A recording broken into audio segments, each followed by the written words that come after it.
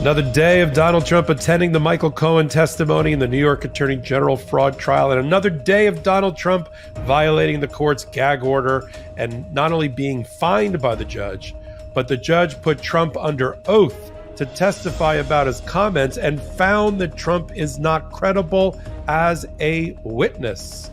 The story today should have been about Cohen's testimony, but Trump and his lawyers, who don't understand how New York State Supreme Court practice works, made it about the clerk that works for the judge and Trump. And now you have a judge who finds Trump to be not credible even before he goes on the stand to defend against the fraud case. And that same judge just denied a motion to rule in favor of Trump based on Cohen's testimony. 3 lawyers for Trump have all pled to various fraud crimes in Georgia, including felonies, and are cooperating fully with the Fulton County DA. In addition, Mark Meadows, who is indicted in Georgia but hasn't yet pled, is reported, as we suspected on Legal AF back in August, to be cooperating with Jack Smith, or at least waived his Fifth Amendment privilege and was given immunity to testify to the grand jury against Donald Trump over the summer about his election and fraud lies, among other things. Taken together, what does this mean for the remaining 15 co-defendants in Georgia? Who is most likely to be tried with Trump in which to plead out in advance of trial? And what is the impact of these plea deals on Jack Smith's D.C. federal election case? The second E Jean Carroll case on damages related to her being not only civilly raped by Donald Trump in a dressing room in New York, but also being defamed, including punitive damages. The judge already ruling in her favor on liability regarding defamation is set to start in January. In the meantime, the Second Circuit Court of Appeals in New York heard Trump's appeal that he can't be sued for defaming her while he was president because he enjoyed presidential immunity, a defense he failed to raise while Alina Habba represented him for almost 3 years. To say that his lawyers faced a skeptical 3-judge panel this week at the Second Circuit Court of Appeals in oral argument on whether he waived that defense would be putting it mildly. Finally, Trump filed 4 different motions in the D.C. election interference case, seeking the dismissal of his indictment, all basically centered on his First Amendment right to say the election was rigged, while ignoring all of the conduct that is at the core of the criminal indictment. The DOJ isn't seeking to put him in prison for what he said. They're seeking to do it for what he did to attempt to overthrow democracy and constitutional order. The motions also show, as they were filed by Trump, that the lawyers for Trump don't understand fundamental concepts like double jeopardy or the purpose of a Senate impeachment trial. All this and whatever happens while we're on the air, only on the midweek edition of Legal AF with Michael Popok and Karen Friedman Agnifilo. Karen, it's moments like this. Are you still wishing you were a prosecutor? Yeah, there are times I sort of miss it. So it's intense, It's we were in the firing line for a long time, and you're really at the Manhattan DA's office in particular. You're in the big leagues, and it takes a toll. These threats and this type of just constant criticism and constant limelight, et cetera. It's incredible. It's great, but it takes a toll. So yeah. Sometimes I miss it a little bit. Sometimes I'm thinking I'm very happy to be in a little more of a calm environment. A calm environment for sure. And you're in private practice. I'm in private practice. Ben's in private practice, and we have interesting clients. You joined a firm recently where Michael Cohen is one of their clients, right? Yeah, Danya Perry, who has been a guest a couple of times. I've had her on our show, and she's a frequent commentator. She's a friend. She's a former federal prosecutor. She just started her own law firm, and I'm affiliated with it. So I still have my own firm. I still do my own thing, but I'm also affiliated with her firm. I'm counsel to her firm, and she represents Michael Cohen. So you're not on that. You're not on that case. No, I'm not on the case, but I still think it's good that we we disclose Sure. it. So I'm glad you brought it up. Absolutely.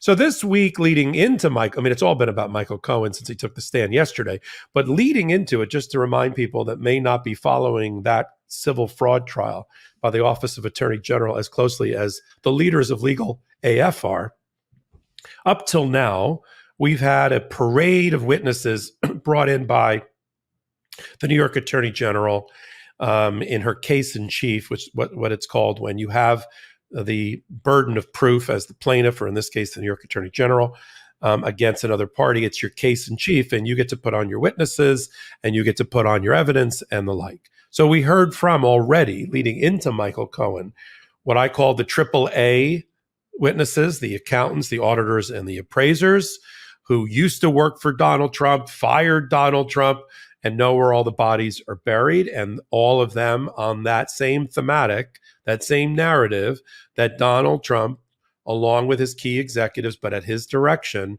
inflated his assets artificially in order to do a number of things, to take out bigger loans, to insure his properties for a bigger amount of money, to go up the Forbes 400 list of wealthiest people. Ego, greed, and avarice, if we're looking for the sins that were committed.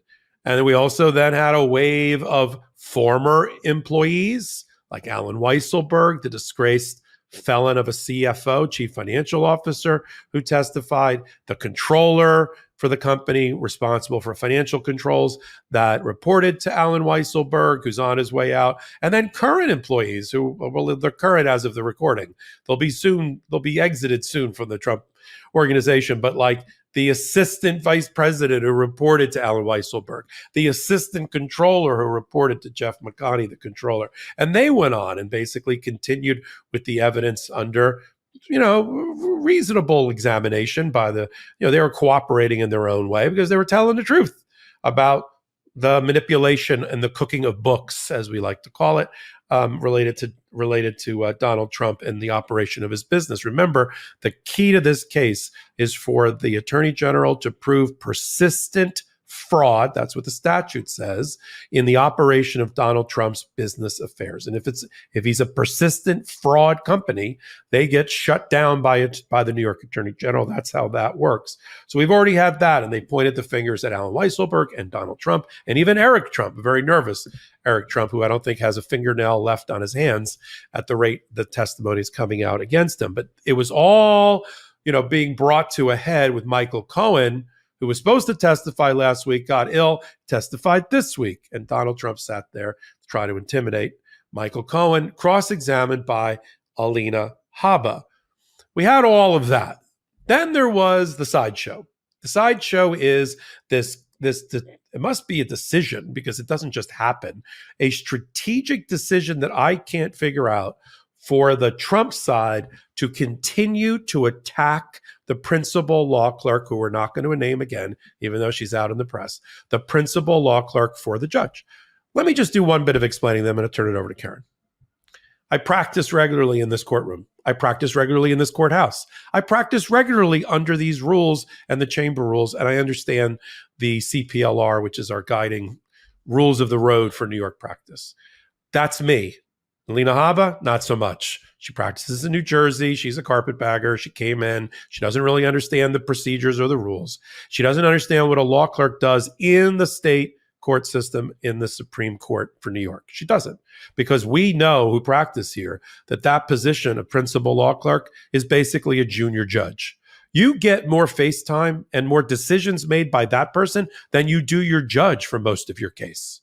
I once had, as I said on a hot take recently, an opposing lawyer cut off the law clerk in trying to make an argument. And the law clerk said, because they're imbued with this power, don't you cut me off. You treat me the way you would treat a judge, my judge in the courtroom. And you know what? That law clerk was right. A lot of them become judges, by the way. That is a path to judge in New York State Supreme Court system. You start as a principal law clerk, you end up getting appointed or running for judge. It's a common thing to do. If you're an outsider, like Chris Kice from Florida or Alina Habba from New Jersey, you don't really know that. And so you decide you're going to attack this person personally. So this morning, and then I'm going to let you take the gag order, what happened, the violation of the gag order today and what the judge found.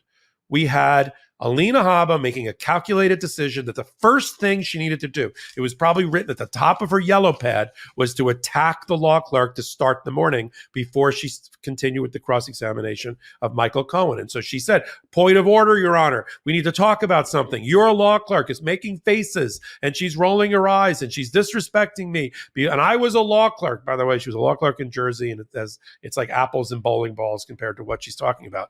And the judge is like, okay. And that's how they started. Then we cut to the first break and Donald Trump going in to the hallway to talk to the reporters as he usually does. And Karen, you take it from there about what happened. So Donald Trump goes out into the hallway and goes to talk to reporters. And he goes on and on and on. And he then starts disparaging the law clerk again. It's so clear what he was talking about and who he was talking about. He said, he goes in and he says that the person sitting next to the judge, that was the phrase he was using when he was disparaging her. And his lawyer later tried to say that this was geared towards Michael Cohen. That when he said he was sitting alongside, let's listen to the clip. This was a trial should have never been brought, but if we had a jury, it would have been fair, at least, even if it was a somewhat negative jury, because no negative jury would vote against me. But this judge will, because this judge is a very partisan judge, with a person who's very partisan sitting alongside of him, perhaps even much more partisan than he is. So we are doing very well. The facts are speaking very loud. He's a totally discredited witness, and you haven't seen anything yet. This goes on for a long time, but he's a totally discredited witness. Great. So as you can hear in the clip, he says that he's talking about the person sitting alongside the judge and criticizing that person. And Chris Keiss says, no, he was talking about Michael Cohen, who's also sitting near the judge, right? Because he was on the witness stand. And the judge was like, that doesn't make any sense based on what you just said. You said this person's a Democrat, based on their political views, et cetera. That's not what you talk about when you talk about Michael Cohen. You call him a liar. And he says, so I don't believe you. So you know what, Donald Trump, I want you on the stand. And he put Donald Trump on the stand just right there, sua sponte. He made him raise his right hand, swear to tell the truth.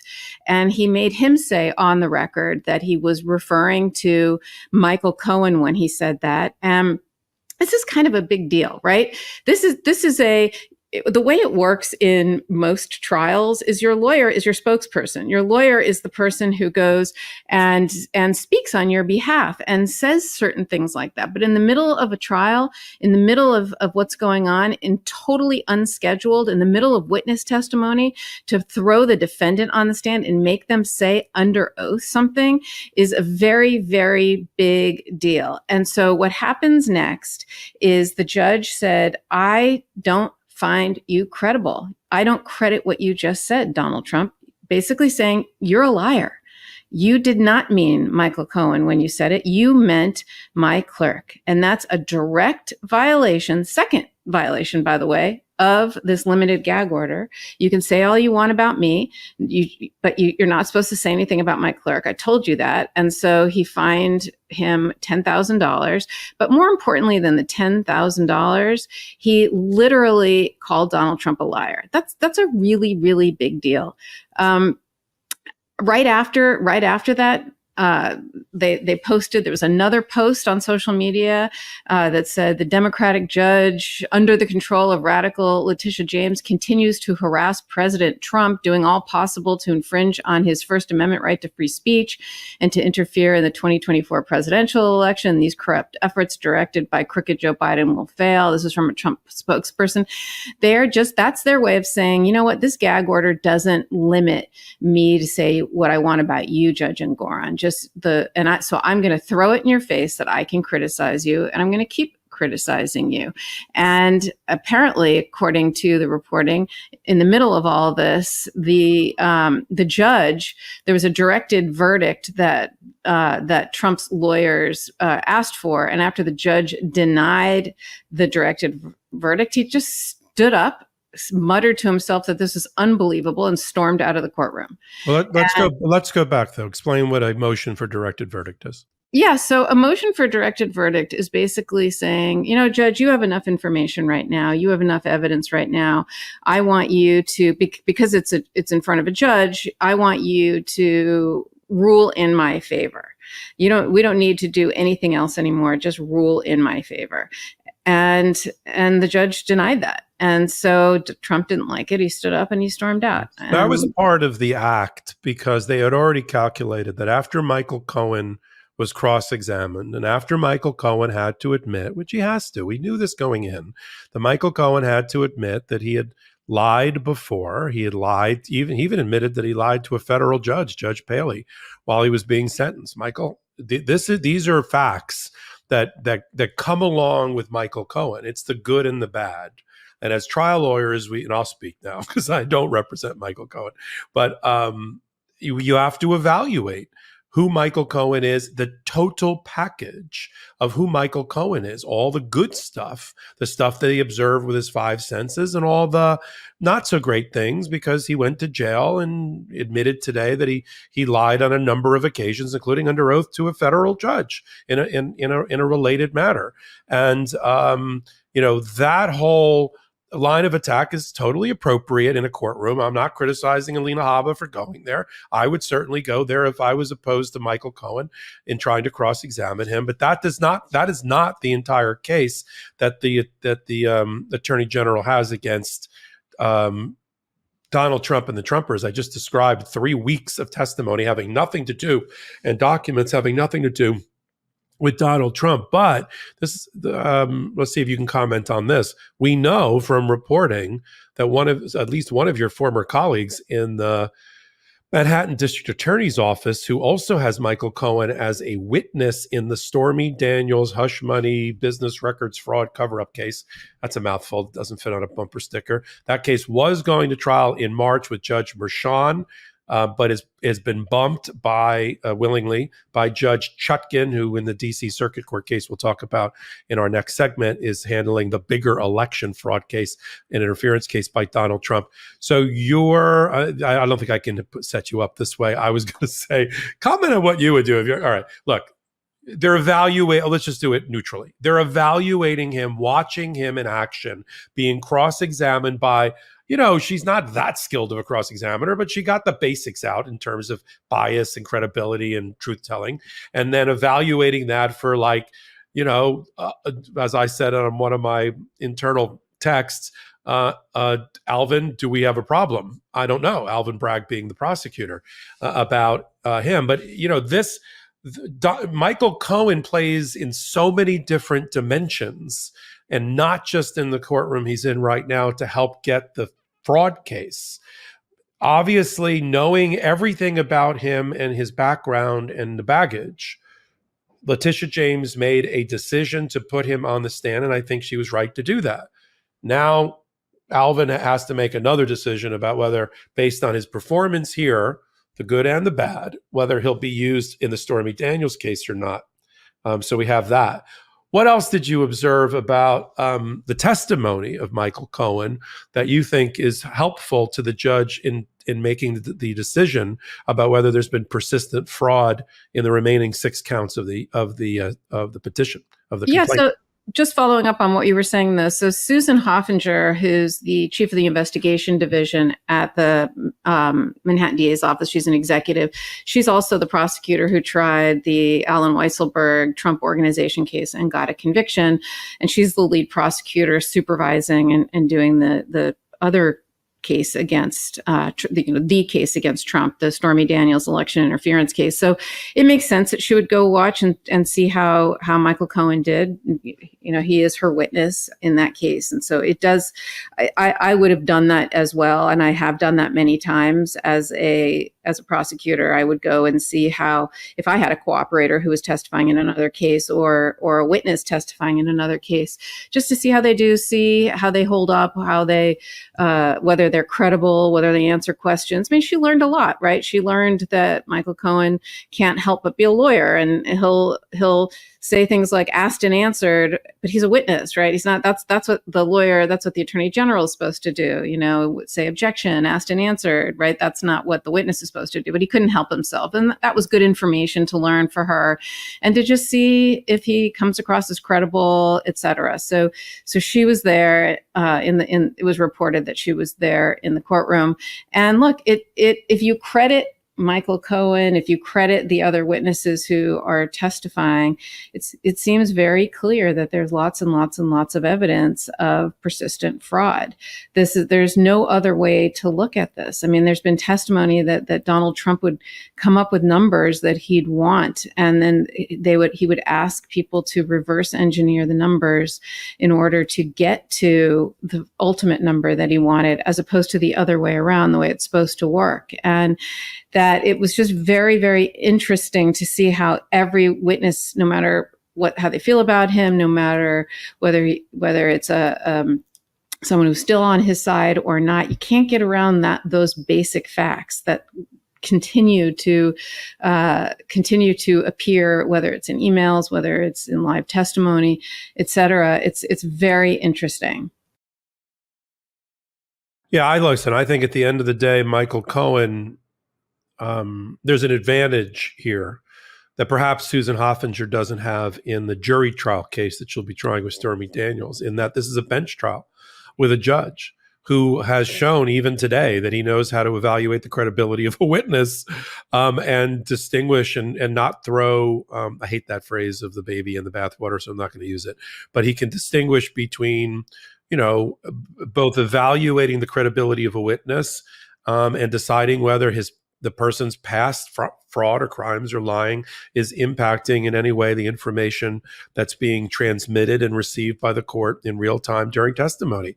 A jury would have a harder time. I mean, a lot of the shenanigans today with the holding up the books and mentioning the podcast, although we were disappointed they didn't mention Political Beatdown or Midas Touch by name, or Legal AF, that would have been nice. But, holding up the books and revenge and this and that, you made a lot of money. That theatrics is effective as a trial lawyer, and I am one, as you are, in front of a jury. You walk around with the book, revenge under your arm, and you lean in, you put your arm on there. There it is. But, you go over to the jury box if you're allowed to get that close, and you sort of put your elbow on it while you show them books like Revenge and Betrayal and all of that. And then you tear the witness a new one based on bias and credibility. That's very effective in front of a jury. I've had juries roll their eyes and close their notebook on a witness about halfway through my tearing apart the witness on credibility. That's a good thing. That's what you want to know is happening. With a judge who already believes now that Donald Trump is a liar based on this should have been a good day for Donald Trump. If he was disciplined, he could control himself, because they would have had like the cross-examination of Michael Cohen and the bias issue and him saying he lied to a federal judge, and then they moved for directed verdict. But it's all about him attacking the law clerk again, because he is undisciplined and he can't help himself, and or he's suffering from mental disabilities. But what's the end game of attacking the law clerk? I just don't understand. Even if you can't control yourself, what's the point? I don't get. I said at the top, I don't, for the life of me, know what the strategy is here of attacking the law clerk. I guess it's interesting on the campaign trail. It lets you say in one breath, he's all over the map anyway. He's like, I respect the judge. And the next minute, it's like Biden. All right, let's stop. For those that watch from around the country, let me explain something about the state court system. Letitia James has her job because she ran for office, and the people of the state of New York, which is generally a Democratic blue place, voted for her. It had nothing to do with Joe Biden. Joe Biden didn't campaign for her. She didn't campaign for Joe Biden. She ran there was a whole group of people that ran against her. You and I know a couple of them. that I know a couple of them. And she won. Yay. That's how that works. Judges, same thing. You either get appointed or you get elected. If you get appointed, you have to run for office at a certain point. And the voters of Manhattan voted for Judge Engoron. It nothing. Joe Biden was like, I'm not even sure he was vice president at the time that Engoron became a judge. He probably was still in the Senate. That's how long ago it was. So Joe Biden is not only is he not controlling Jack Smith, he's not coming close to doing anything. If you think that, you don't understand New York about who's making decisions in New York. So I think Michael Cohen is a compelling witness whose testimony reinforces that of Jeff McConney, the controller, Alan Weisselberg under duress because he didn't really want to throw Donald Trump under the bus, of Mr. Bernie, who was an assistant vice president for the last 8 years in the Trump organization, and for, I can't remember her name, but the woman that works as the assistant controller under McConney. All of those witnesses I just described, the two people, the last one, Donald Trump said he didn't even know who they were when he was deposed. They asked them because they knew they were going to use them as witnesses. What do you think about Patrick Bernie? Who is that? Somebody that works in your organization for the last 12 years. Do you know who he is? I really don't. How about this person, the assistant controller? I really don't know her either. Yet, because they know everything, because every day they're working in this persistent fraud environment, stacking up the wood. And that's the nature of the testimony. So he didn't say anything that was inconsistent with what Bernie said. Patrick Bernie already said last week, we have hot takes on it, legal AF's already on it. He said that he was directed by Alan Weisselberg and Michael Cohen in Alan Weisselberg's office on behalf of Donald Trump to cook the books and inflate his personal net worth. And Michael Cohen said the exact same thing today. See, that's the thing they miss. When Michael Cohen's testimony is corroborated by other people, that means, yes, he may have lied about something in the past, but he's not lying now, because others that don't have his credibility issues have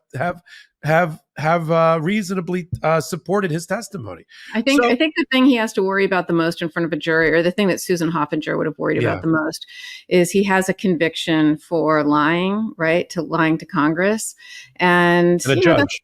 Right, exactly. And that's a good cross-examination of that is, isn't it true that you raised your right hand, you swore to tell the truth, much in a courtroom, much like this, and whatever. And you basically show in front of a jury that he lied under oath in a courtroom, in front of a judge, in front of Congress, in front of others before. How do you know he's telling the truth now? He's somebody who will lie under oath. So that's something that Susan Hoffinger, I'm sure, wanted to kind of see how he was going to answer that. It's the classic, are you lying now or are you lying then? Which is it? You can't be telling the truth both times. So, and like you said, with a jury, which is, we don't have a jury here for good reason, but with a jury, that can be a very compelling line of cross-examination. And look, if I've gone down and watched trials involving related parties because I want to see how certain overlapping witnesses are going to do. It's very good trial practice. You'd be a fool not to take advantage of it.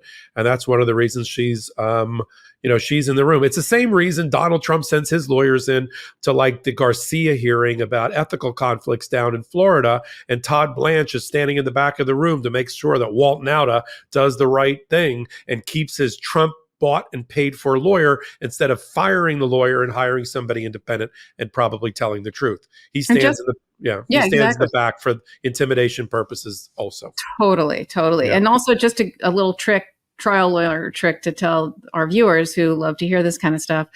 What you would do as a prosecutor is you would voir dire, when you're talking to the jury, you'd talk about, hey, you're going to hear that there's a witness who has a conviction for lying. And is that, can you credit that person's testimony if you believe them and there's other evidence?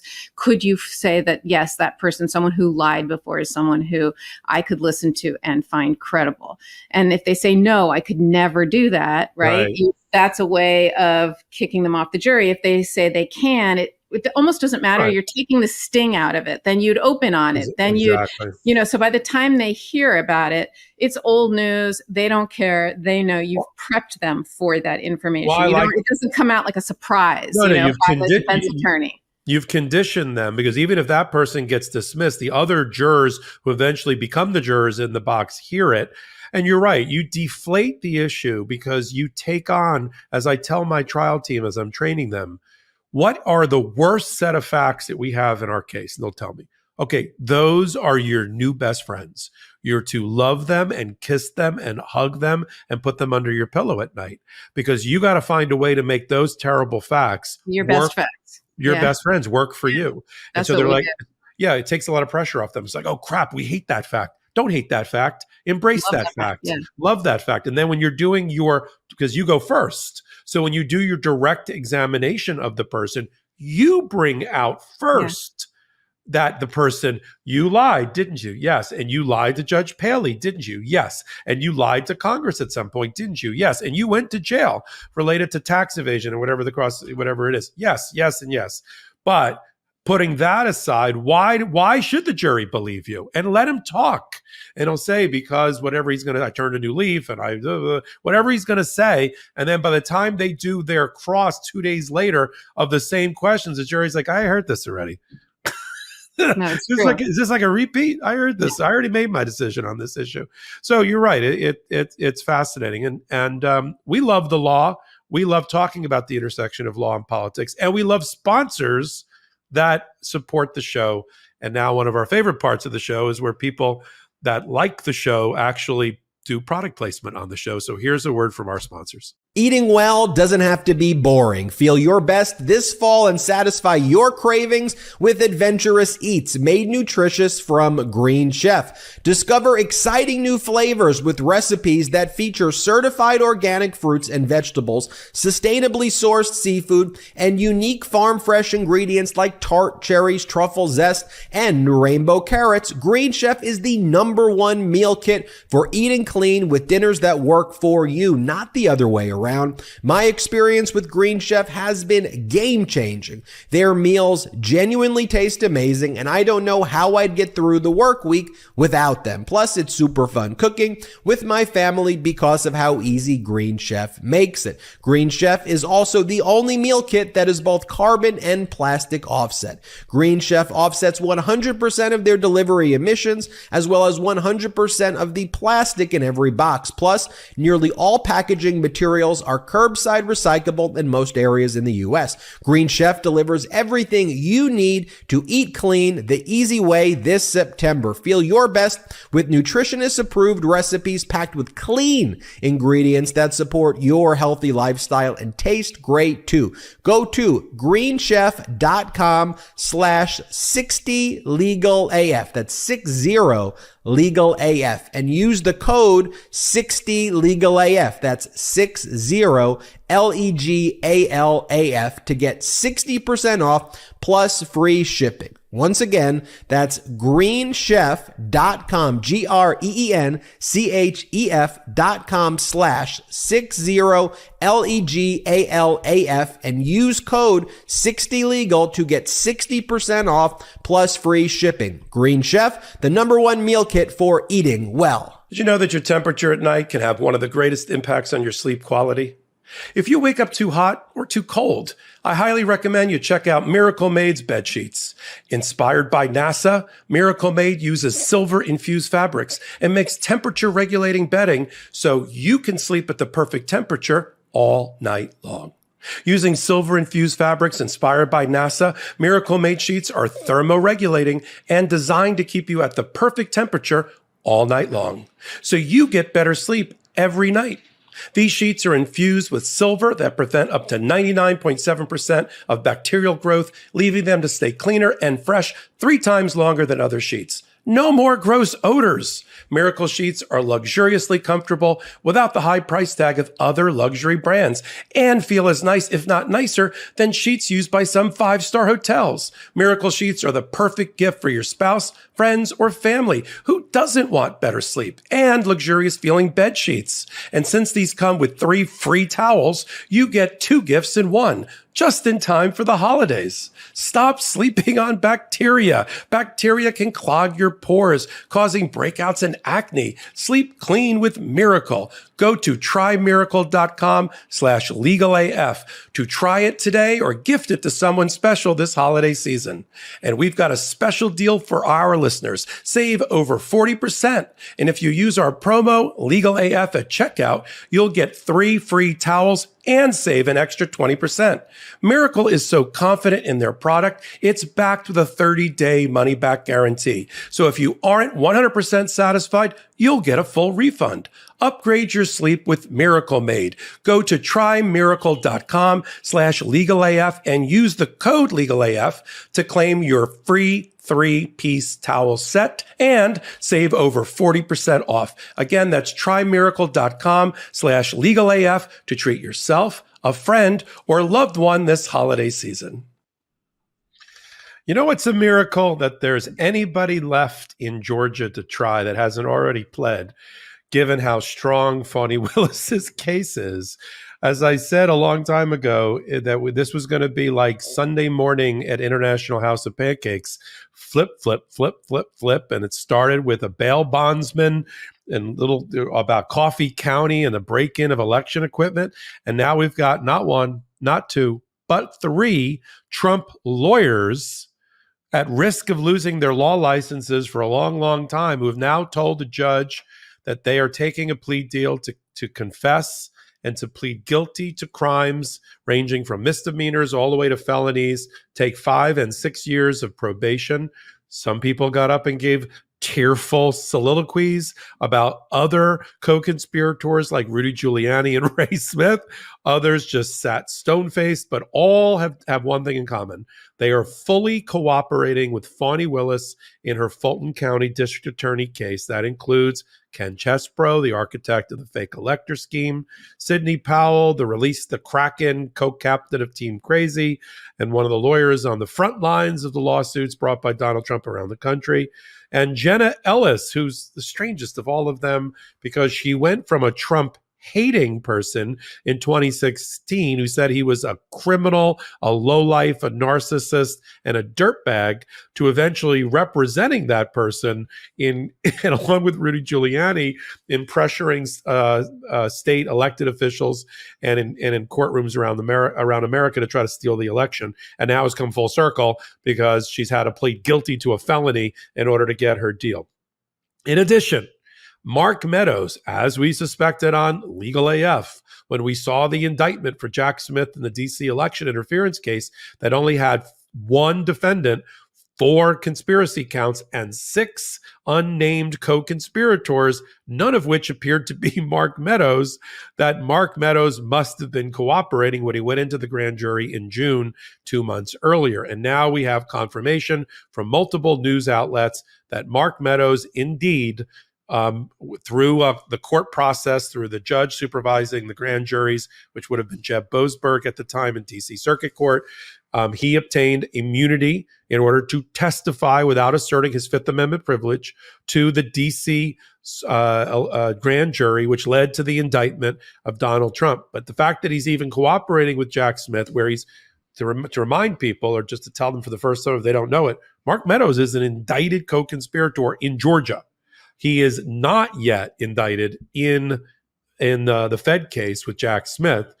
And the question is, because he is a conduit to so much information, being the right-hand gatekeeper for Donald Trump as his chief of staff, each one of these people can dump on not only Donald Trump, of course, but half a dozen other people that were in their orbit. Rudy Giuliani, the stakes just went up incredibly. I mean, Jena Ellis, when she pled guilty and did a tearful speech, basically dumped all over Rudy Giuliani and Ray Smith, the other lawyer that she was affiliated with. And each one of them has somebody else, 2 or 3, that they can testify against.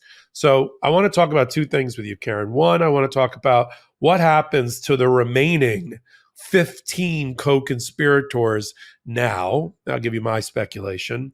And then what happens in the Jack Smith cases, because he knows that Powell, Chesebro, and Jena Ellis are willing to take a deal and will take a deal. And now, of course, I'm sure he's been phoning them about his cases. And Mark Meadows, where Fani Willis still has him by the short hairs, but he's at least at limited cooperation with Jack Smith, and what it means for the calculation of Donald Trump, because he wasn't able to control any of these people. He wasn't paying their freight, for instance. Jena Ellis had a GoFundMe page. He wasn't paying their freight for attorneys. He can't control their individual decision-making about taking a plea deal. And now I'll leave my part of the segment on this. If I'm the other, there's at least 13 others that should immediately take a plea deal and get the heck out of the way of this moving freight train before they're squashed by it. All of the remaining fake electors, Ray Smith, the lawyer who's not got anything to gain by continuing to fight this thing, Trevion QT, who is the stylist for Kanye West, the white reverend who pressured Ruby Freeman to try to get her to say there was election fraud in Fulton County when there wasn't. The guy that's Willie Floyd III, who's the head of Black Voices for Trump. All of them, Misty Hampton and Kathy Latham from Coffee County, they should all take a deal and get probation. And that would leave the true believers, Trump, Clark, Giuliani, and maybe Eastman. I think Meadows eventually gets a deal. And I think, on your point, and I think you said it earlier, you said it on a hot take that I watched, if you got 4 left, if I'm Fani Willis, I'd love to try the case in one table of Trump, Eastman, Clark, and Giuliani, right? In one, and get rid of the rest. And at the rate they're going, we're doing 3 a week now. By the time and if she goes to the judge next week, which I think she will, and start talking about scheduling the remaining trials, now that 5 months of trial time has come off the docket because of all of these resolutions, the judge now has an open docket in 2024. She says it's time to try the remaining people. You're going to hear more flipping. What do you think about who's next in the group? What does this mean for Donald Trump about all these people testifying ultimately against him? And then what does Jack Smith do with this gift that Fani Willis has given him? So it's interesting. I was surprised to read that there's a former federal prosecutor, I think it was Andrew McCarthy, who said that he thought that the fact that all these people are pleading means Fani Willis has a weak case and that her case is flimsy, that this would never have happened in federal court, et cetera. And I was surprised because I view it very differently. To me, this shows that Fani Willis's plan, and this is just, I think, the difference between a state prosecutor and a federal prosecutor. Her as a state prosecutor, her plan is unfolding, I would say, perfectly. And she strategically wanted certain people to testify as witnesses against her. She doesn't need them, but she'd like it. And they were guilty. They were culpable. Yes, they're not as culpable or guilty as Donald Trump, right? He's definitely the most. But you charge them with RICO because they were part of this giant conspiracy group of individuals trying to steal an election through various means. And then you flip them and you make them cooperators. And this is just what state court prosecutors do all the time, and federal prosecutors do too. But I think the issue that McCarthy might be taking an issue with is in federal court, when you cooperate, you have to plead to the whole indictment, you plead to the charge, you admit everything. And Fani Willis is allowing them to not plead guilty to the RICO, but instead to certain charges, right? To certain limited charges. And I think there's several federal prosecutors who are scratching their head. Doesn't that allow a certain cross-examination of those cooperators saying, "Oh, you're lying. You're only saying this to get a sweetheart deal, et cetera." But I guess I disagree. I think this is entirely appropriate. And what Fani Willis has done in each of these pleas, and it's great because we get to see it in real time on television because everything is, unlike federal court and other courts, everything is televised in Georgia.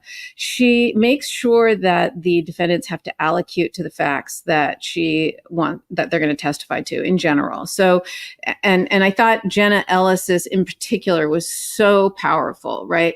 She made when they allocated her, and in addition to saying, you're guilty because, you're pleading guilty because you're in fact guilty and no one's forcing and threatening you, et cetera, et cetera.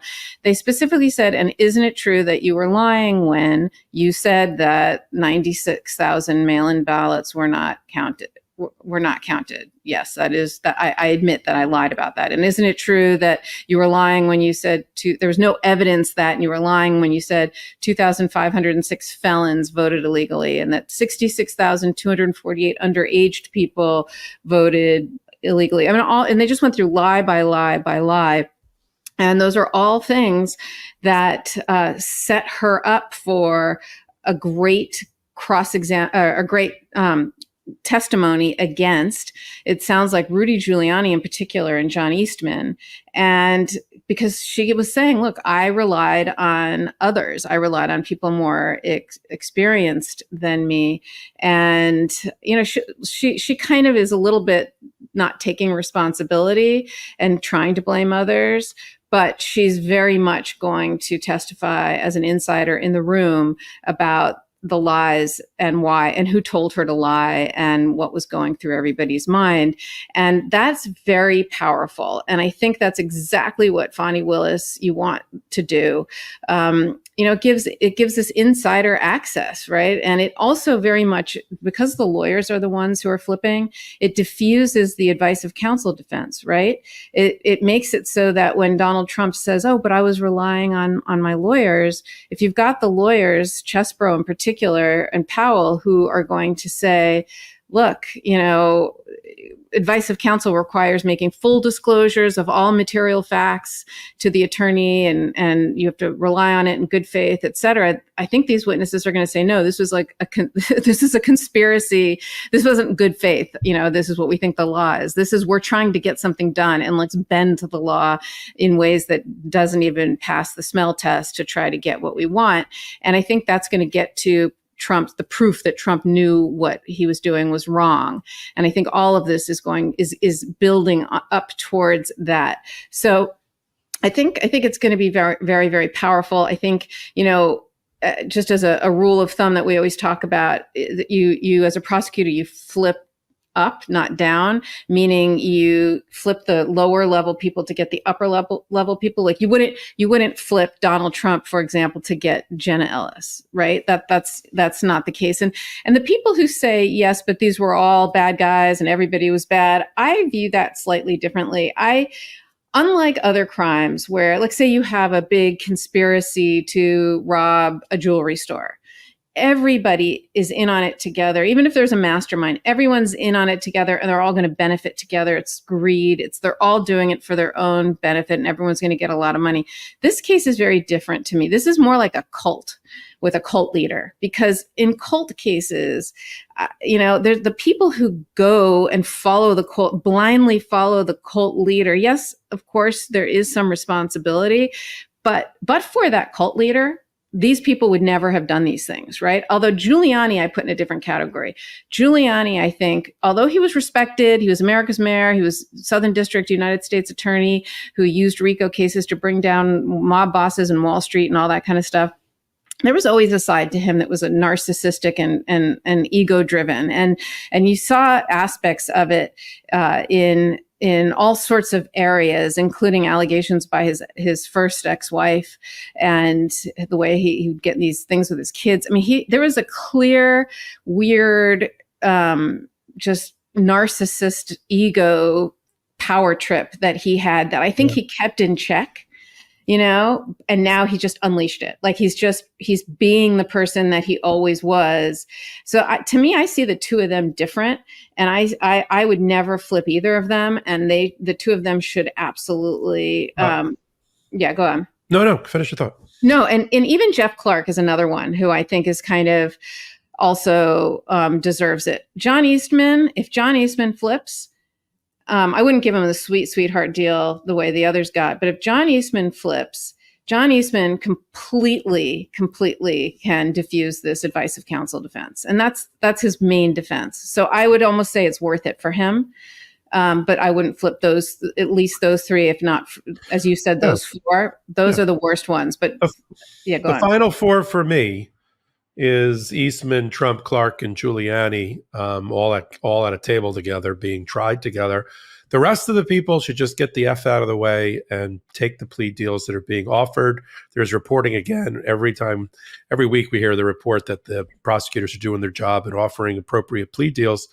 They've got a willing participant in Scott McAfee, the judge, who's running an incredibly well-run and disciplined courtroom. He accepts the recommendations of the prosecutors. All of these people are going to get, so far, are going to get first-time offender treatment, which under Georgia law, if they're good boys and girls and they color within the lines and they don't violate the terms of their probation and they cooperate, they could have their felonies or misdemeanors expunged from their record, which is another thing that's being dangled in terms of a brass ring in front of them to do the right thing.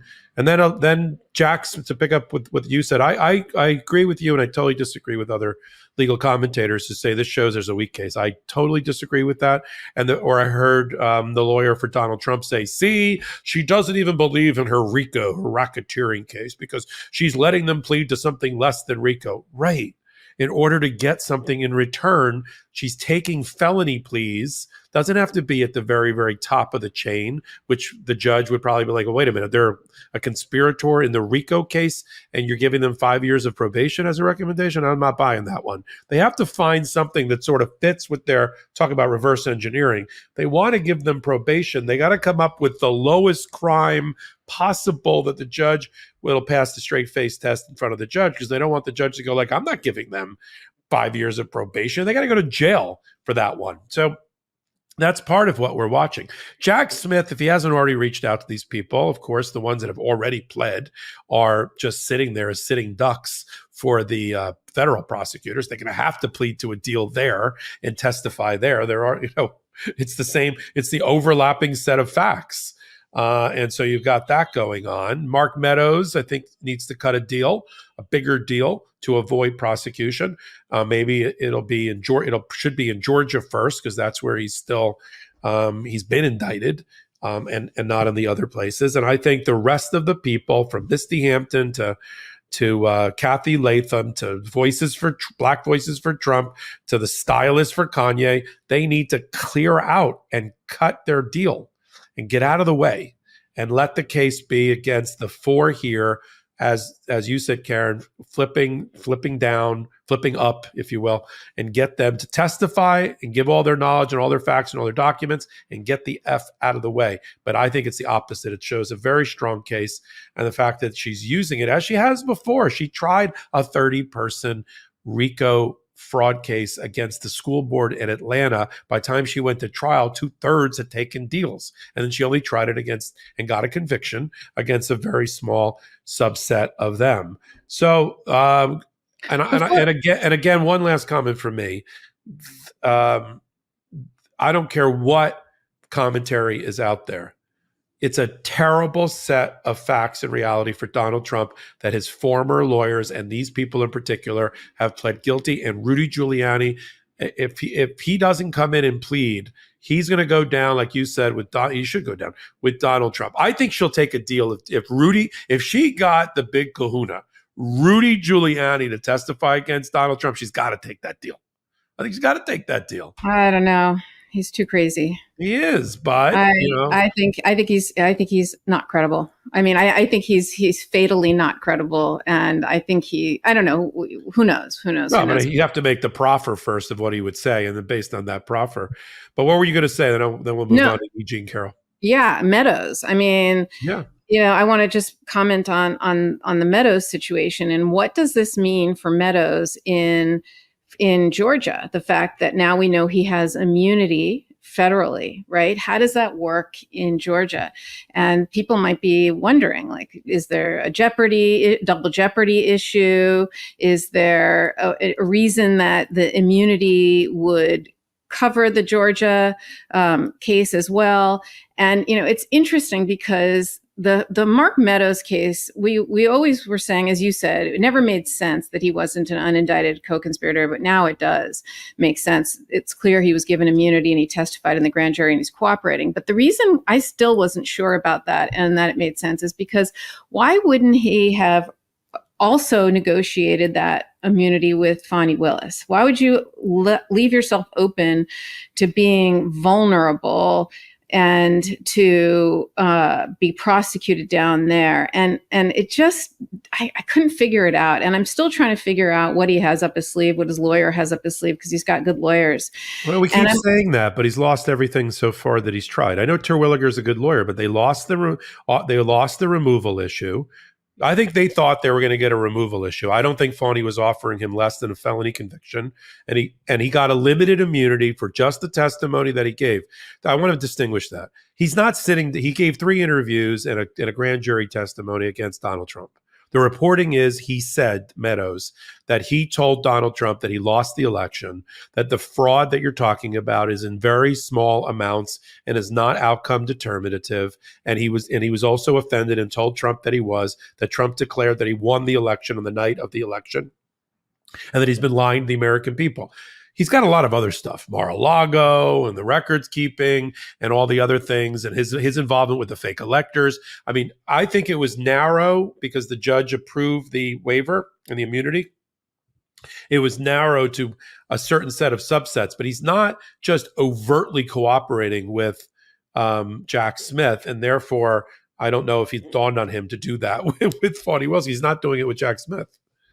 Yeah, maybe you might be right. I wonder whether, though, the issue could also be there's just, I'm putting a pin in an issue that I want you to think about, and we'll see if it comes up. But when Oliver North, if you remember back in the day, was being prosecuted and was granted immunity, there was an issue at the time with having to determine that the subsequent prosecution was not tainted by immunized testimony or immunized facts.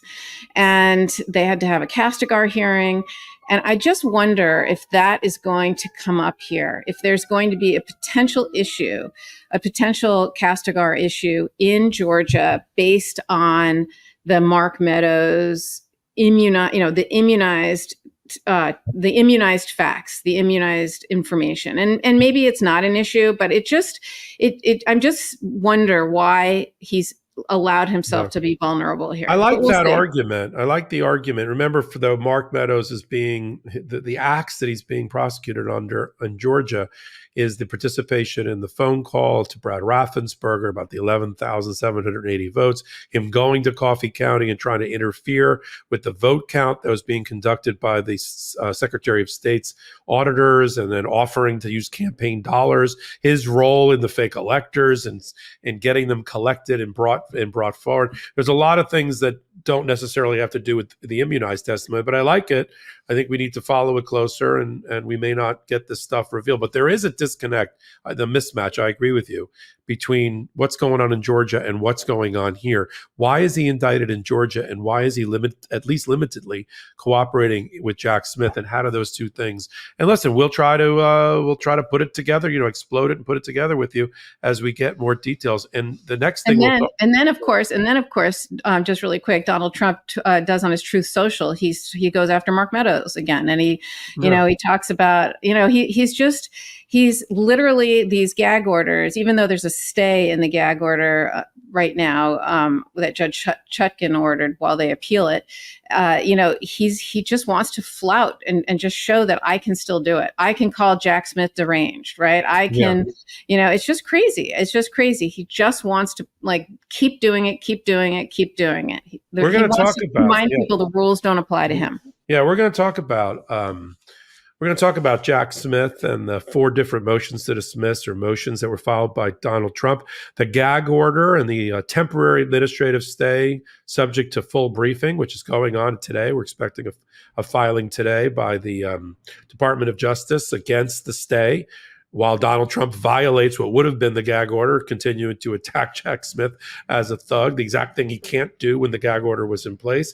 And E Jean Carroll, the case that's going to trial again in January for more damages and more punitive damages, and an appeal related to whether Donald Trump had presidential immunity when he defamed her, and whether that was waived by Alina Habba and others not bringing that defense forward in time. We'll talk about all of that, but we've got one more set of sponsors that want to participate in our show, and here they are. Did you know over 80% of people have subscriptions they've forgotten about? It's too easy to subscribe to a free trial of something and then completely forget about it once you stop using it, right as the monthly charges start rolling in. That's why I'm such a big fan of Rocket Money. Rocket Money is a personal finance app that finds and cancels your unwanted subscriptions, monitors your spending, and helps you lower your bills in one place. With Rocket Money, you can easily cancel the ones you don't want with just the press of a button. No more long hold times or annoying emails with customer service. Rocket Money does all the work for you. Rocket Money can even negotiate to lower your bills for you by up to 20%. All you have to do is take a picture of your bill, and Rocket Money takes care of the rest.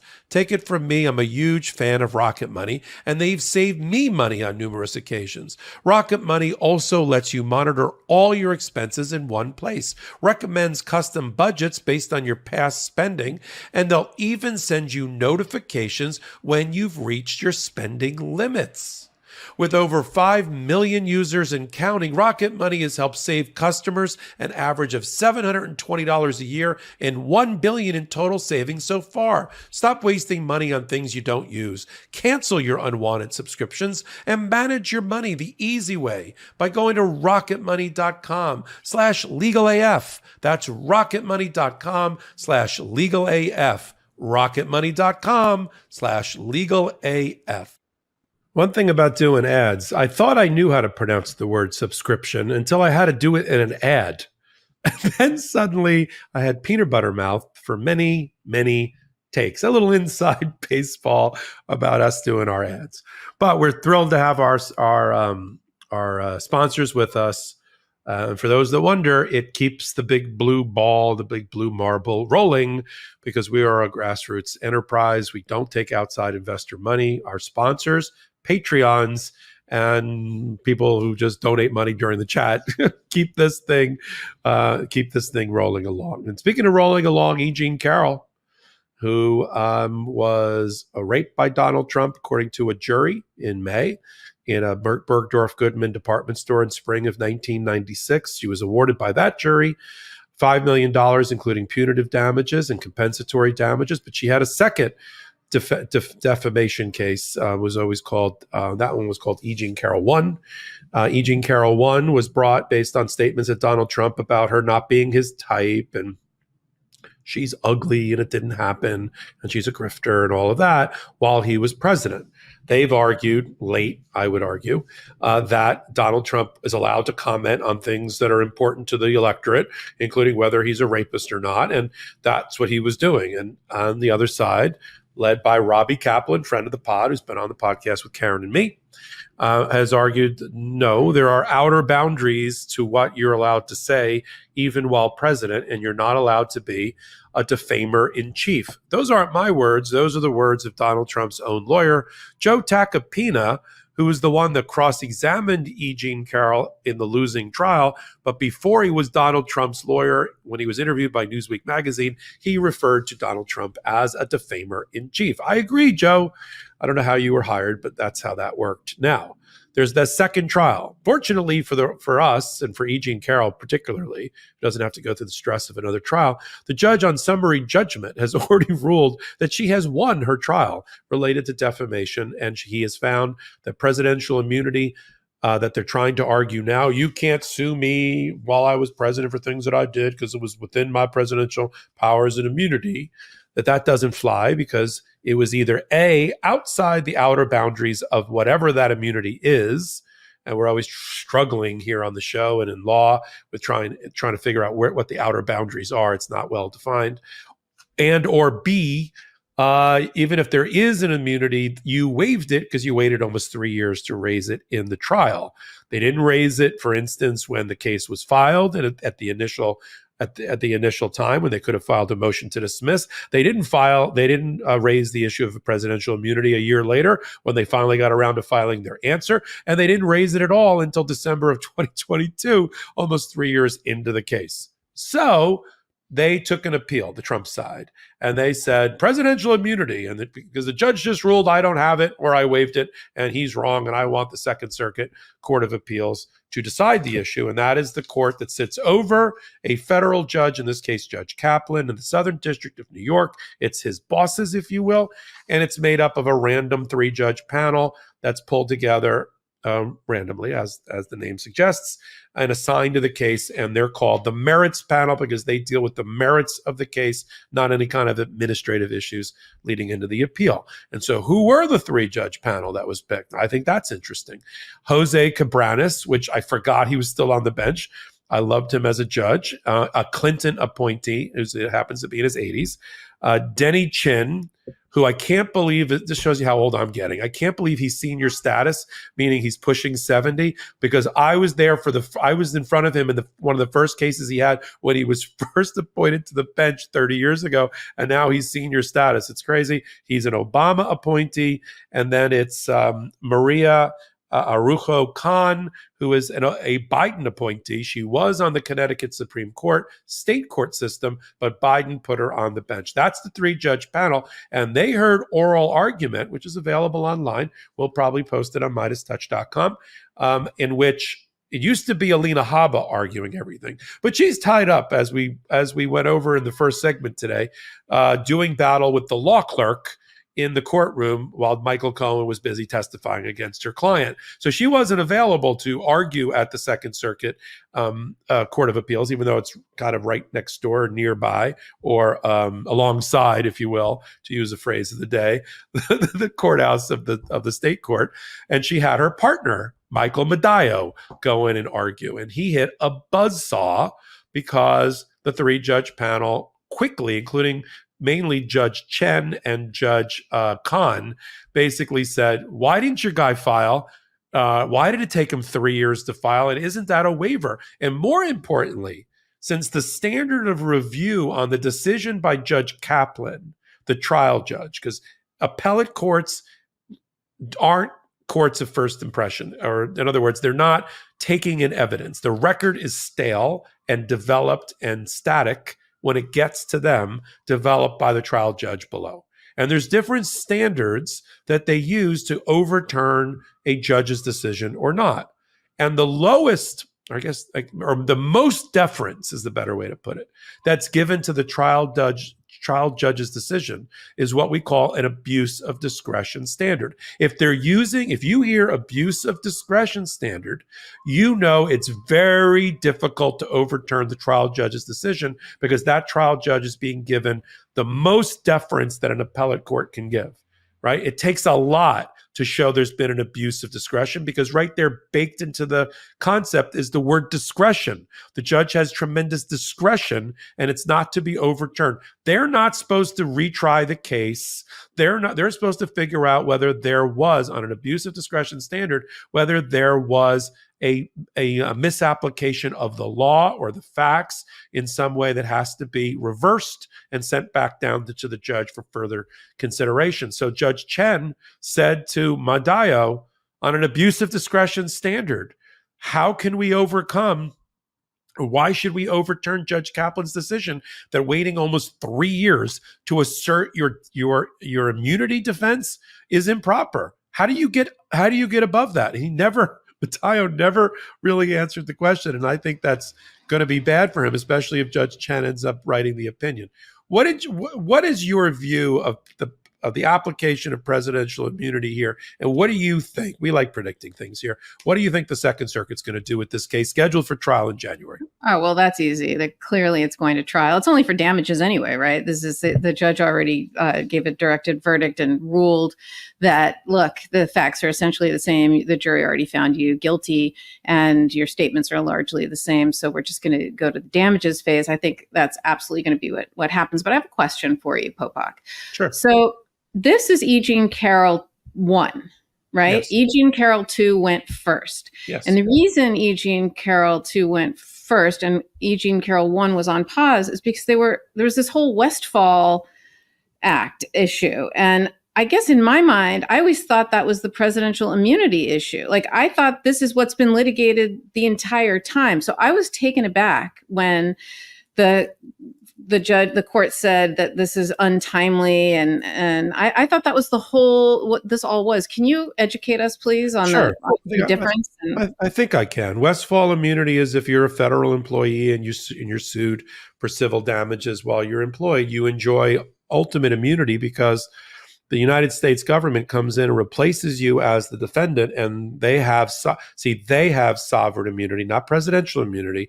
The government has sovereign immunity, which is extended to you as a federal employee. It gives you a cover. You actually come out of the case.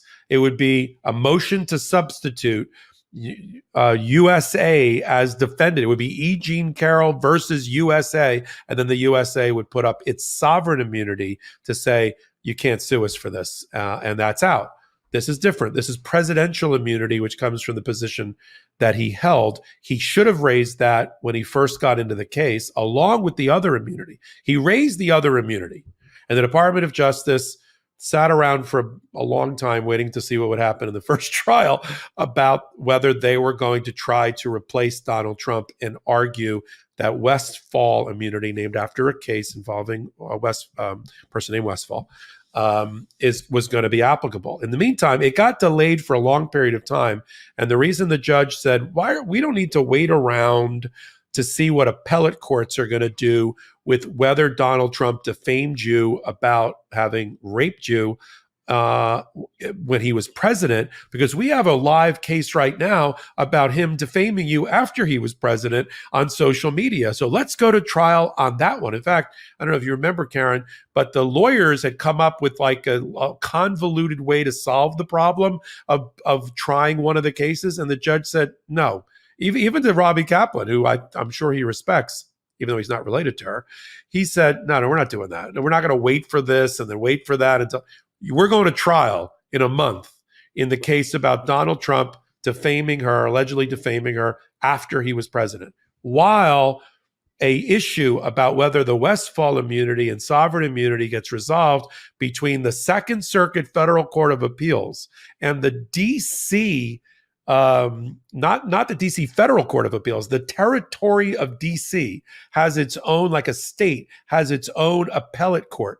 And that appellate court was given the task by the federal appellate court to decide the issue of whether A, Donald Trump was a federal employee or not, as that term is used under the Westfall Act, and B, whether him making comments about E Jean Carroll while he was president, the way he made them, like she's not my type, and I'll look at her, and she's a grifter, whether that was within or outside of his scope of duties as a federal employee. And finally, after like 6 months, while we were waiting around to see what would happen, the court in DC, who really didn't want to make this decision, said, okay, one, he's a federal employee. He has badge number 1 as the president of the United States. Okay. But on the second thing, scope in, scope out, that's for you guys at the trial level. We can't figure that out as a matter of law. Go down to the trial level. Go back to Judge Kaplan. And it went back to Judge Kaplan. But they were already trying the case of being defamed after. So the issue of whether she got defamed before, while he was president, was kind of put on ice. It got thawed out as soon as the jury ruled in May that he defamed her and raped her, because they had to make both findings in the E Jean Carroll 2 case. Now, E Jean Carroll 1 is thawed out. And so now the only issue is not Westfall immunity, but presidential immunity. And where does presidential immunity come from? Where is that statutory? Is that case law? What are the limits of it? Law. It's like constitutional case law.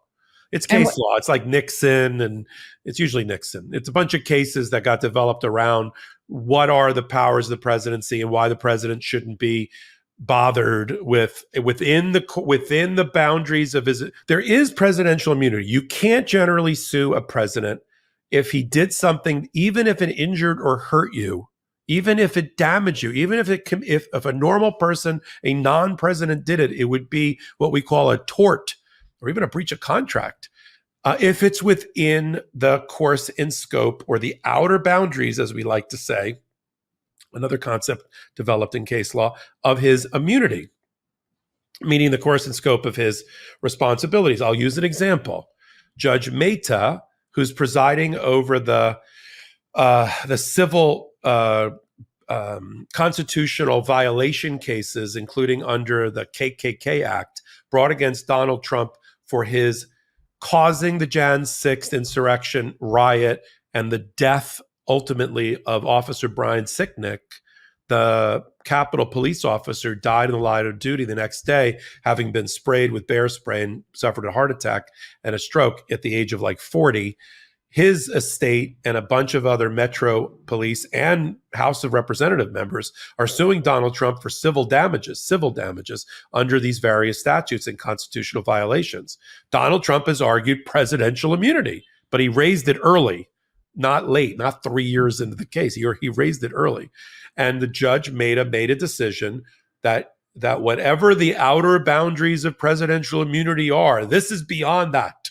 And therefore, he can be sued for being, for the charges that are being made. So that is up, that issue of presidential immunity and its application to that civil suit, that is properly up before the D.C. Court of Appeals, 3-judge panel there, because that's the bosses for a D.C. federal judge like Judge Mehta, and that hasn't been ruled on. And so that whole issue, at least at the D.C. Court of Appeals, is got to be resolved. But here, the issue is he didn't raise presidential immunity or what is in or outside of his immunity as president for a civil case. And that's what this case is for E Jean Carroll. He didn't raise it for 3 years. I think he loses on abusive discretion, a standard that they're going to affirm Judge Kaplan that he did not abuse his discretion to find as a matter of law on the undisputed record that Donald Trump was both beyond the outer boundaries of his presidential immunity and or waived it.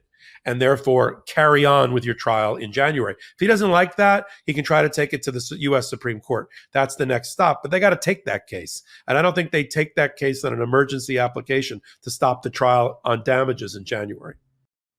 And so just to wrap this up or round this out, the presidential immunity vis-a-vis criminal, talk about that. How does that apply to in the criminal context? I mean, it's similar. The courts are always struggling with outer boundaries, what they call the outer boundaries, because it's a nebulous concept that's developed in case law and almost on a case-by-case ad hoc basis. You have to look at all the cases in precedent about what has been found to be inside and outside. There are certain things even Nixon did, of course, that were like, that's beyond the pale. That is outside the boundaries of what presidents are supposed to be doing. And he doesn't get to enjoy the immunity of being president. But then there's other things that are like close calls, and we've seen it in arise. There's some things you'd be like, that's obviously outside presidential immunity. And then you'll see a court go, well, it's such a close call because he is the commander in chief, or he is responsible for that, or he is, they'll find some duty or responsibility that the president has that this somehow is tied to. That's what they're doing in E Jean Carroll. They're saying he's allowed to defend himself and he's the commander in chief, and he's allowed for the electorate to, that's almost like campaigner in chief, not that. But I stand on my analysis that she's going to trial in January, and the jury's going to award her a lot of money in punitive damages, especially when they hear the evidence for punitive damages that, like, right after the ruling on in the first week in May, while all of us were on vacation and we did Legal AF remote, he went on the town hall on CNN and bashed her mercilessly once again. And that's the factors that go into punitive damages, which are a punishing category of damages. And that also has to do with his net worth, which we're trying to figure out what that is in the fraud case. But that is, kudos and congratulations to a victim who stood up for her own rights in a truthful, authentic way, has been put through the meat grinder by Donald Trump, but has come out the other side with dignity and money in her pocket, thank God, although it's been stayed, just to round that out. The $5 million judgment that she got back in May, Donald Trump had to pay cash, because that's what he chose to do, into the court registry where it's sitting, and interest has to be collected on top of it. And if he wins the appeal, he gets the money back. He's not going to win the appeal. If he loses the appeal on the first case, which is still 8 months away from being ruled upon, if he loses that, the money goes right over to E Jean Carroll at a very high interest rate of post-judgment interest. Even before it goes to the Supreme Court? Yeah, he'd have to get another stay. You have to get, I mean, right now there's a stay of the judgment because he posted a supersedious bond. He'd have to post like another supersedious bond, but only, which is a bond of an appellate bond, but only if the appellate court elects to take it. It's not a guarantee they're going to, maybe they take it. He needs 4 votes at the Supreme Court to take a case into caucus and to talk about it. He's probably got 4 because he's got 6 right-wing MAGA over there that are trying to help him out, at least in these kind of decisions. But let's talk quickly about what's going on in Judge Chutkan's case. Speaking of presidential immunity. Yeah, speaking of presidential immunity, we got Judge Chutkan, who's presiding over the case that is going to trial, come hell or high water, as Judge Engoron likes to say, in March of 2024. She's made that clear in at least 4 times, including a week or so ago, that she is not delaying the case, that the electoral calendar and when he's debating or not debating or when he's primaries, no concern to her. The case is going to trial. It's a relatively straightforward case going to trial. 1 defendant, Donald Trump, 4 conspiracy counts. That's it. We're going to trial in March. And so Donald Trump, then fired back with, well, let me file 4 different motions addressed to the indictment. He only did it to get around the page limit. I was just going to ask because each one was like 35 pages or something. Yeah, here they are. And so that everybody knows, when you file a motion in federal court, there's a page limit, unless you get it by the rules, unless you get an enlargement from the judge. So rather than do that and make 1 big motion, they decided to do 4 motions. So they get 4 motions and 4 reply briefs and whatever. They're all ridiculous.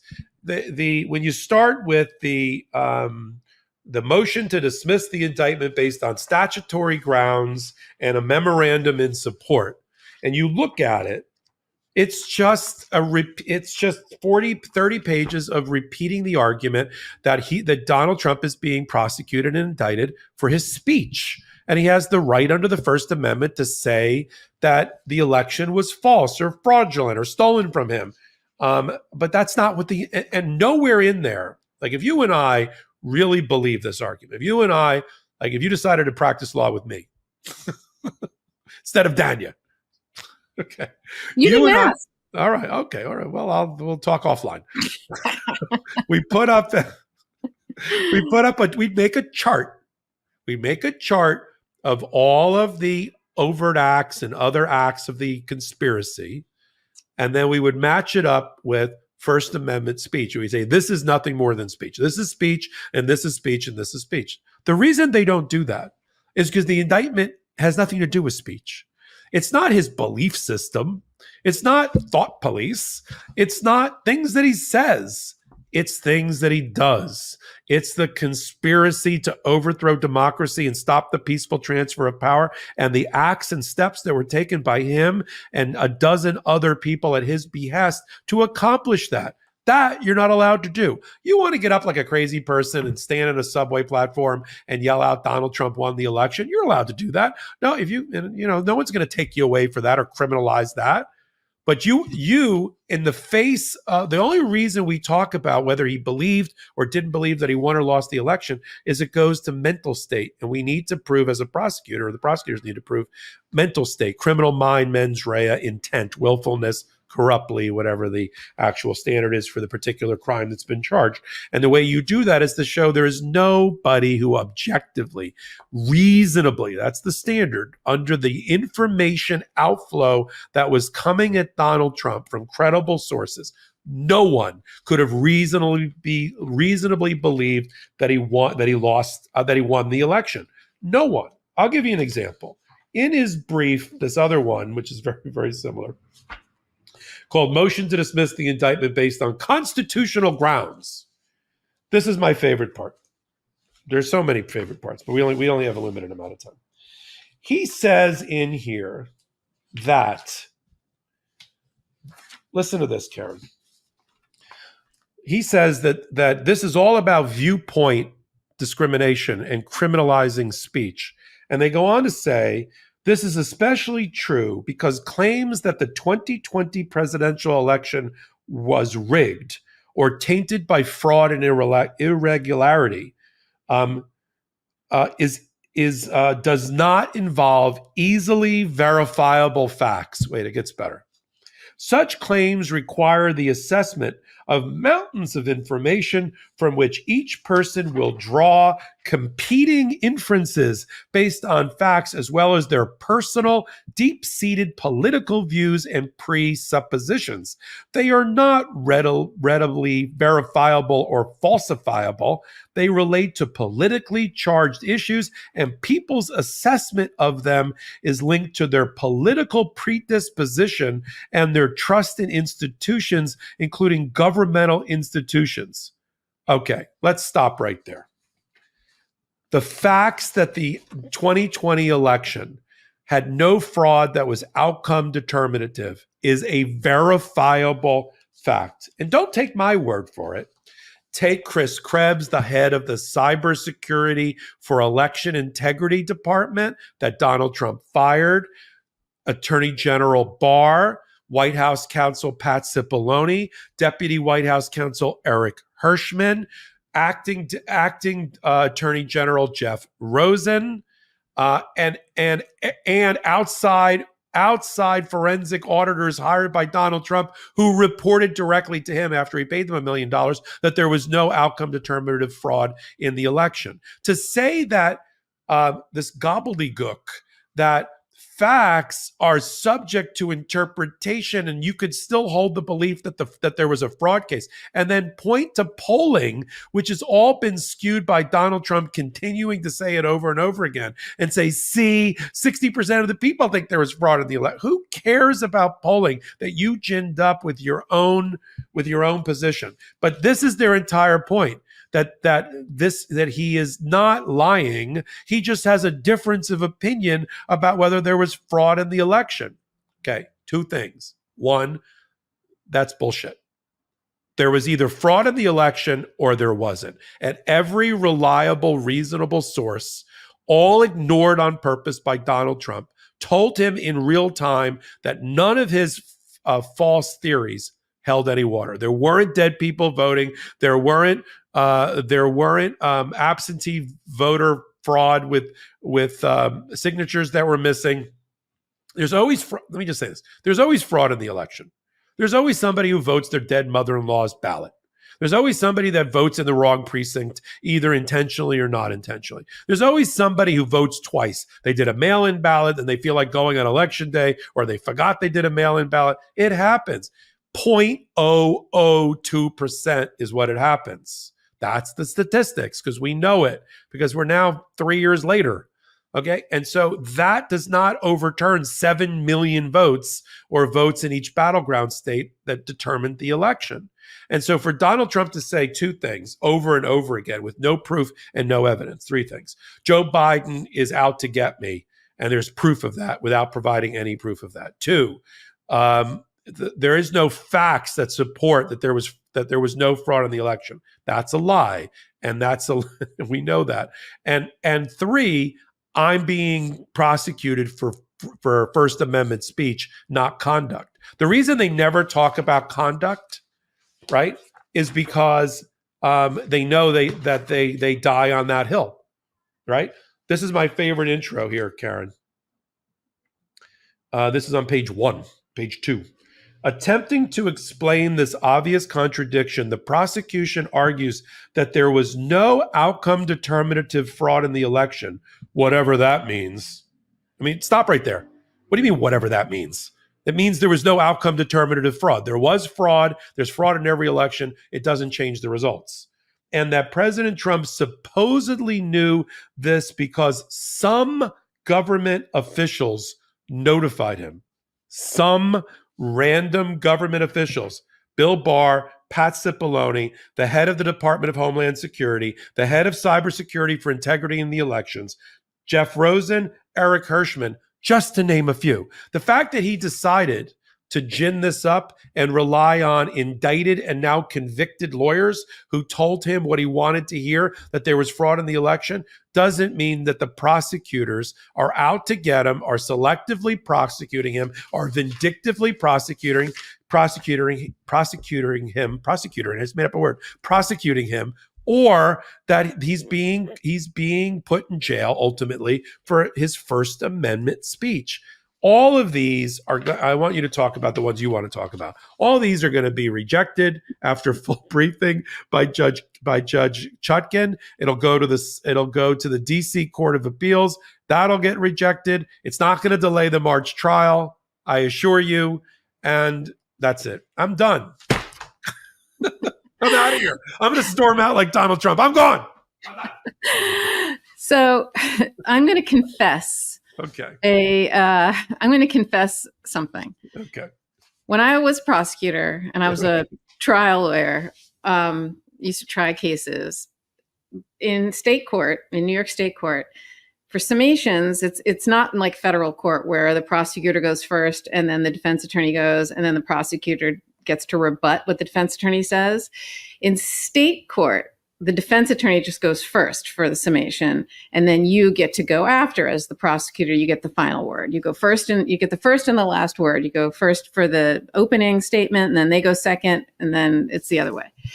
Every single case, no matter how strong it was, no matter how much my witnesses did great, evidence went in as I wanted it to. After every defense summation, I would need to go to the bathroom and cry, because it felt like, oh my God, how am I ever going to overcome what they just said? Like, I can't, they just pointed out all the problems and all they need. I love this confession. I've thrown up before trials. I'm with you. I've never done that, but, but I literally would have to just like go in, take a deep breath, because, beyond a reasonable doubt is you just need a little bit, and you need to convince one person and then you don't get a conviction. And I'd have to remind myself of what the facts were and what the evidence was. And then you got to get yourself to go together and you go out there and you deliver it. But it was that feeling, that punch in the gut, that sick feeling. And I will say there was one argument in these motions that gave me the same feeling, and it made me kind of sick. But again, this is before Jack Smith has responded, and I can't wait to read the response and see what he says, because I'm sure he'll make me feel better, just like the summation. And the reason this one argument concerns me is because the ultimate audience is the MAGA Supreme Court. And this feels like something that the MAGA Supreme Court ultimately, if it gets to that point, it might perk their interest. And it's the double jeopardy claim that was made in this series of one motion split into several to avoid the page limits. And in the double jeopardy motion portion, Donald Trump argues that the text of the Constitution says that only a party convicted by the Senate may be then later charged by indictment, trial, judgment, and punishment, not a party acquitted. And the Senate acquitted the president when he was impeached, and therefore he cannot be retried in court. Then they go on to cite the Federalist Papers and Nixon v. Fitzgerald. And the acquitted, wait. The acquitted language isn't in there. They make the position that the acquitted language, it's not in the text. The convicted is in the text. Right, exactly. They say, therefore, because he's not convicted, it goes to, whatever. That's the one thing that I worry that the Supreme Court, the rest of it, I agree with you. It's conduct, it's clear conduct, it's not protected speech. But the fact that he was impeached by the House and then acquitted by the Senate worries me a little bit, that the Supreme Court could potentially view it like this. But I want to hear what Jack Smith has to say. Well, I have an opinion. I'm not Jack Smith, but I have an opinion. But I have a very similar thing, but not on the summation. Whenever I get a brief, from a good counsel on the other side, I start reading it. My first reaction is, maybe I do have the facts and the law wrong here. It could be very persuasive. And then you take a deep breath and you go through it and you're like, wait a minute, this fact is wrong. This is not what the case says. Yeah. That's not what the case says. The whole analysis is wrong. I was not as concerned as you are by double jeopardy, because that's not how I read that. The way I read that is that the Senate and the impeachment process has a role. And that role is, and the only thing that's relevant here, that he was tried on in the Senate without witnesses, if people remember. the Democrats, who were the House managers, who were the prosecutors, had to make a decision because we were already in like February of like 2022. He was already out of office for a while. They had to make a decision in order to get McConnell to move the trial, to get the trial called, to dispense with witnesses. They were going to put on new witnesses. They just said, well, forget the witnesses. We'll submit the transcripts from what happened at the impeachment level in the House of Representatives, and we'll just do statements. We'll do opening statements and closing statements, closing arguments. So they got there. So there was a trial, but it was only on whether Donald Trump was responsible for the Jan 6 riot. Right. And he wasn't charged with that specific. And he wasn't charged with that, which is back to my internal inconsistencies among the 4 pieces of paper. I know Laura wrote. I wonder if that's why Jack Smith didn't charge him with that. Maybe. And I wrote in my little notes, that's why Jack Smith didn't charge him with that. Because, you know what? There you go. That's that's why. You're right. I bet you're right. Because Jack Smith used it to say we were upset when we read the indictment because we were like, we know he's responsible for the Jan 6. Why didn't he say that? And even the Jan 6 committee said that, right? Because Jack Smith he said it was used as they took advantage. Donald Trump took advantage of the chaos of Jan 6th as part of his, but it wasn't laid out the way the Jan 6 committee. Remember the Jan 6 committee had like the 7 links in the chain.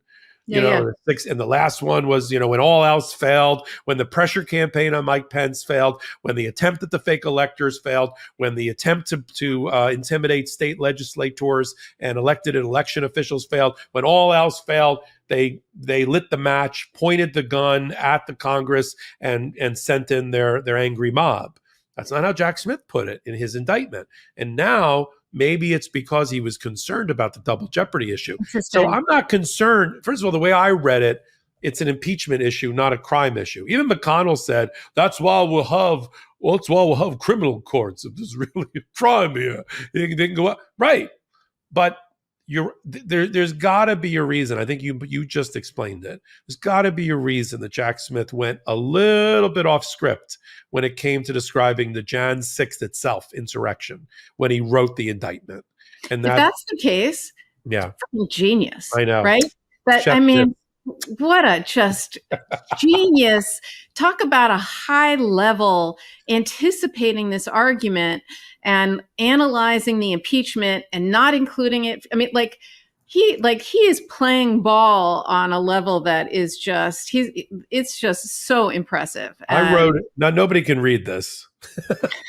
But I wrote, not only is it internally inconsistent on the Jan 6 issue, but I wrote when I first read it, right, and that was not included in the prosecution, in the indictment. So listen, I think that I'm reading something from our producer. I agree, Spalti. People will know what I'm agreeing to later. Look, that is genius, and I don't think anybody else has been talking about it. Not to twist our shoulders out of our sockets to pat ourselves on the back, but I love when something like that happens, right here with us and the show. But look, we're going to have to, some of this stuff's only going to come out in either the way we read between the lines using our own experience, and some of it, frankly, we're going to have to wait till like the memoirs are written by Jack Smith and others. It's just what happens. I learned a lot about Watergate after it happened. I learned a lot about the OJ trial after it happened with every book that was written. And there's stuff you can do, like what we try to do here on the show, of course, is in real time kind of catch it, look at it, examine it, explode it, and reassemble it on a show when sometimes we can't even catch our breath from what's happened during the week or the midweek. I mean, like sometimes we get off the show, we're like, God, we missed this or that. It got filed before Trump said something, and we just got to then catch it on the weekend. It's just the way the show.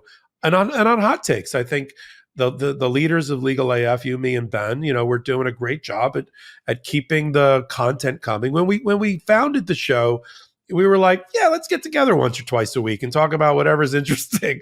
And then it's like every half an hour, somebody's got to cover this. Who's available? It's like, okay, I know. We'll get on it. We'll get on it. Unfortunately, we have mics that are portable, and we, wherever we are in the world, we try to report because we're so committed to this. But who's really committed to this? The Legal AFers and the Mighty, who come here every week and on Hot Takes and support us and give us the energy and the gasoline and the oxygen to do what we do. I don't know if you saw this, I had a totally bizarro world experience. Did you hear this story?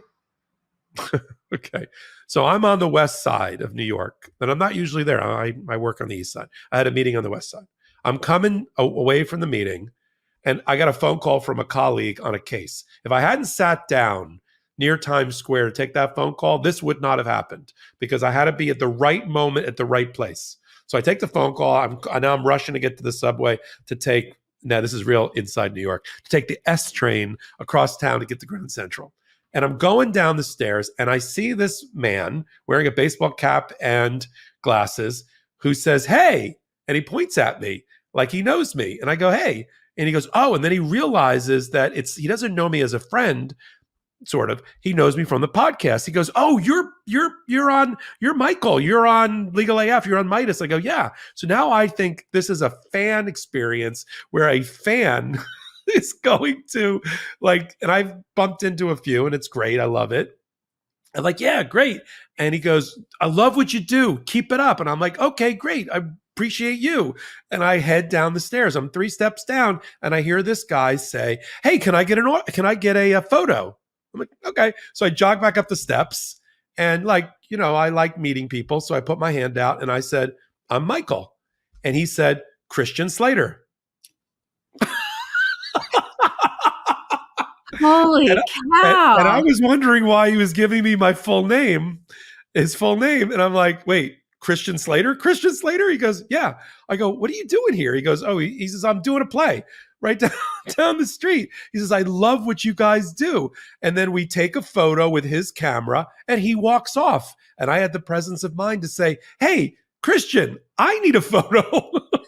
So he comes back and that's the photo.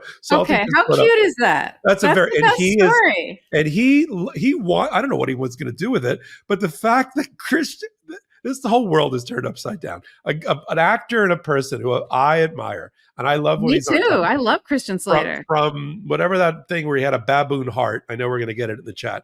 The baboon heart movie to I didn't even pump up the volume back. True Romance. Yeah, True. Oh my God, True Romance. He was amazing. If you're a young adult from the 90s, Christian Slater is up there. And he still does amazing things. Mr. Robot. Amazing. Right. And the fact that he is. What was the one, something with the rose?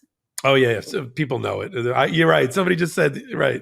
So look, why am I telling this story? One, I get goosebumps telling the story. The fact that we've crossed over out of the metaverse into meeting live people like this who want our photo, which I thought was so strange. And I'm like, "Okay, sure, son. What's your name?" And he's like, "Christian Slater." I was like, "You're Christian Slater?" And the fact that he's such a big supporter of Legal AF, the Midas Mighty, and the network and the whole thing was also, because a lot of these actors are on the wrong side of the aisles, if you know what I mean. So that was sort of fun.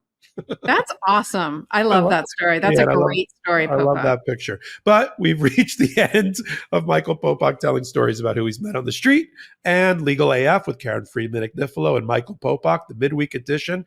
There's a lot of ways to support the show and the network. And I'm just going to reel them off, and you can choose any one of these to do, but please do one of them. You can free subscribe to the Midas Touch Network on YouTube. Help them get to 2 million subscribers. When we started the show, it was like 1,000 people. So the 2 million, bigger that network gets, the more your voice is heard. That's one. 2, there's a Patreon.com thing that Ben talks a lot about how to raise money. Patreon thing. Whatever it is. He'll do a better job of selling it on Saturday. But there's a way to contribute money to keep the newsroom alive and the MidasTouch.com website going, where Karen is a frequent contributor to and writing and all of that. You can also, please, when you're watching us here, obviously, go over to the audio version and down. You don't have to download it. Just listen, click the audio version, and kind of go back and forth. And it's also another way to keep the algorithm and keep us at the top of the charts. We're already in the top 50 for all news shows globally. And this is one of the ways to actually do that. We do now clips called Legal AF After Dark, which we take 3 or 4 of the segments from a show like this. I know which ones are going to go up now. And we put them on as little mini podlets, little clips. That's, yes, if you watch it, you want to see us do it again, that's great. But it's for a whole group of a whole other audience that are supporters and followers of Legal AF and maybe our other podcast, our other brothers and sister podcasts, like the Midas Brothers podcast or Lights On or Political Beatdown or, the 5 Minute News or, whatever it is. And they don't know about Legal AF. There are people that actually don't know about Legal AF. Take that clip and forward it to your friends. It's easier to tell them to go listen to 10 minutes. And if they like it, do the whole podcast, then, make the commitment to the whole podcast right off the bat. So that's the reason we do that. Oh, as you can tell, I'm in New York. Okay. So it stays in the pod. And then there's merchandise. If you want to really fly your flag, there is Legal AF merchandise, including some that Karen Friedman Agnifilo had designed by a famous sports logo designer. And you can get it at store.midastouch.com. Support our sponsors. There's a reason we have a code that you use. It's because we get credit, if you will, for people supporting our sponsors and buying their products. And it helps. It makes them come back to the show, and it makes the show stay on the air in its own way. I know sometimes it's frustrating. All you want to do is hear, 3 hours uninterrupted of Ben, Karen, and me. Pick your person you like, the other person you tolerate. But that's not how it works. It's not how it works on cable or TV or radio or anywhere else. We hope to do it in a way where we pick our sponsors that we know support democracy, and that's why they're on this station. That's why we're not just the My Pillow ads every 2 minutes. Thank God. Thank God. And so that's important. So anyway, those are the ways that you want to be part of this community, that you can contribute to the community, and most of them are completely and absolutely free. So we have a Saturday edition. We've got hot takes up until now to whet your appetite. So until the next episode of Legal AF Midweek with Karen Friedman Agnifilo and Michael Popok, and the Saturday edition with Ben Meiselas, shout out to the Midas Mighty and the Legal AFers, and see you next week.